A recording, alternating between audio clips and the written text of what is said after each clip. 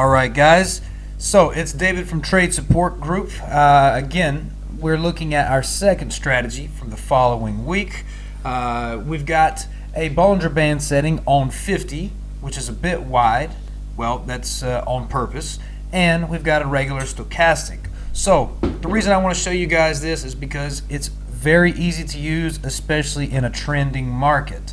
Now, you can see yet again another bullish market for the USD/JPY during this time frame. Now, take a look. Once we enter into this trend, each time you're going to want to look to buy low. And how do you do that? Well, a good time to pinpoint a good entry point will be exactly somewhere about right here. So, the reason is because stochastic is oversold. It's very simple. All right. Now, it doesn't guarantee that it's going to work every time. A couple things you want to watch for.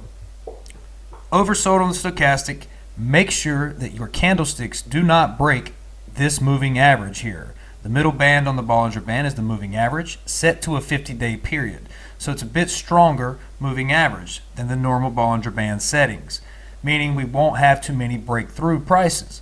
So the price action here does not even touch the middle band here. We get an oversold position, great entry point. You can see the upticks afterwards.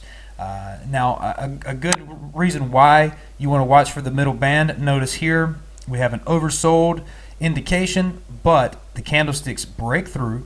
Now, they do bounce back up, but that shows just that there's a bit of instability here.